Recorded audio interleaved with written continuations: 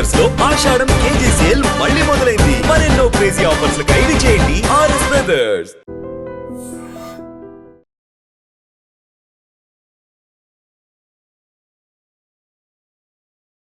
Welcome to iDream news. This is Pawan.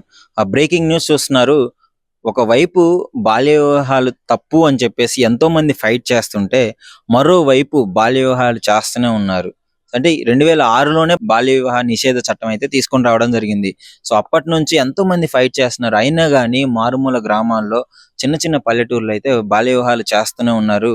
పిల్లల జీవితాలతో ఆడుకోవడం జరుగుతుంది. సో వాళ్ళకి చాలా ప్రాబ్లమ్స్ వస్తాయి ఈ విధంగా చేయడం వల్ల.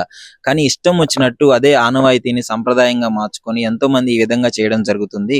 సో ఇలాంటి ఘటన రంగారెడ్డి జిల్లా చేవెళ్ల మండలంలోని నందిగాంలో అయితే చోటు చేసుకుంది. 13 ఏళ్ల బాలికకి 40 ఏళ్ల ఆయనతో వివాహం చేయడం జరిగింది.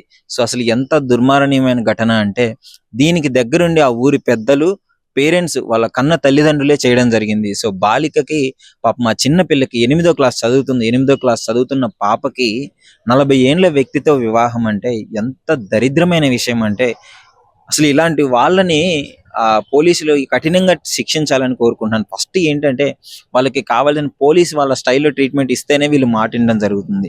సో ఏంటి అసలు పాపం ఆ చిన్న పాపకి ఏం అర్థం కావట్లేదు. 13 ఏళ్ల వయసు అంటే 8వ క్లాస్ చదువుతుంటుంది. ఏం తెలియని వయసు. 40 ఏళ్ల వ్యక్తికి ఇచ్చి అసలు ఏ విధంగా వాళ్ళ పేరెంట్స్ చేసినారో కూడా తెలియట్లేదు. వాళ్ళ పేరెంట్స్ అయితే పేద కుటుంబం అని తెలుస్తుంది. సో ఊళ్ళో వాళ్ళ ఒత్తిడి, పాపం వీళ్ళందరూ పేరెంట్స్ ఒత్తిడి పెట్టడంతో పాప ఒప్పుకున్నట్టయితే తెలుస్తుంది. పాప పెళ్లి అయిన తర్వాత వాళ్ళ ఉపాధ్యాయుడికి అయితే కంప్లైంట్ ఇవ్వడం జరిగింది. తెలివిగా ఆ పాప తెలివి చూడండి.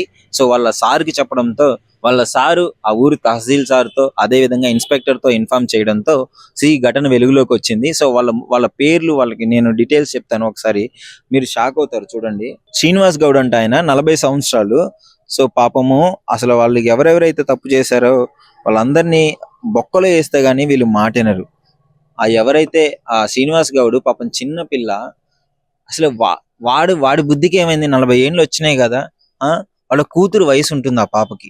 8వ క్లాస్ పాప అంటే 40 ఏళ్ల వ్యక్తికి వాళ్ళ కూతురు వయసు ఉంటుంది. ఆ మాత్రం ఇంగితం ఉండొద్దా? పేరెంట్స్ అంటే సరే, వాళ్ళ బుద్ధి గడ్డి తిని వాళ్ళు ఏదో చేసినారు. ఈ 40 ఏళ్ల వ్యక్తికి ఏమైంది? కనీసం కూతురు వయసున్నామని పెళ్లి చేసుకోవాలని ఎలా ఆలోచన వచ్చిందో అర్థం కావట్లేదు. ముఖ్యంగా పోలీసు వాళ్ళైతే వీళ్ళందరినీ అదుపులోకి తీసుకోవడం జరిగింది. పేరెంట్స్ ని తీసుకున్నారు, వాళ్ళ తల్లిని, తండ్రిని, అదే విధంగా ఆ సంబంధం ఎవరైతే కుదిర్చాడో వాడిని కూడా కస్టడీలోకి తీసుకోవడం జరిగింది. సో ముఖ్యంగా పెళ్లి కొడుకు మీద పోక్సో కేసు కూడా వేసే అవకాశం ఉంది. ఎందుకంటే 8వ తరగతి చదువుతున్న బాలిక, డెఫినెట్లీ పోక్సో కేసు అయితే పడేటట్టు అవకాశం ఉంది.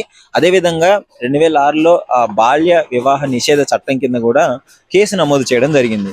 సో ఇప్పుడు అందరూ ఊసలు లెక్క పెట్టాల్సి వస్తుంది. ఆ చిన్నపిల్ల తెలివిగా ఒక్క చిన్న పని చేసింది. వాళ్ళ ఉపాధ్యాయుడికి చెప్పడం జరిగింది, చాలా తెలివైన పని చేసావమ్మా నువ్వు.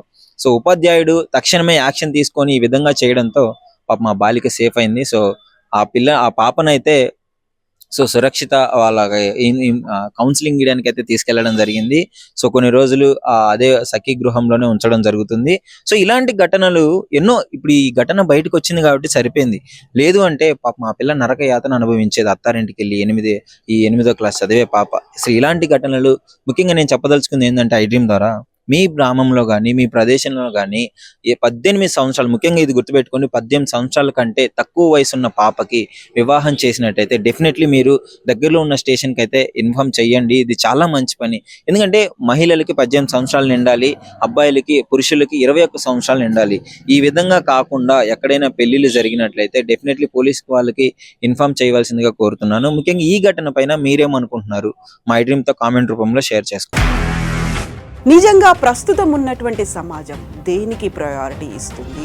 ఆర్థిక సంబంధాల చుట్టూ మాత్రమే తిరుగుతుంది. మళ్ళీ ఎన్నికలంగానే చాలా విరక్తి కలుగుతుంది. మంచి అనిపిస్తుంది కదా. లేడీస్ కూడా ఛాలెంజింగ్ జాబ్స్ చేసినప్పుడు చాలా బాగుంటది. ఫుడ్ డెలివరీ ఇవ్వటానికి వెళ్ళిన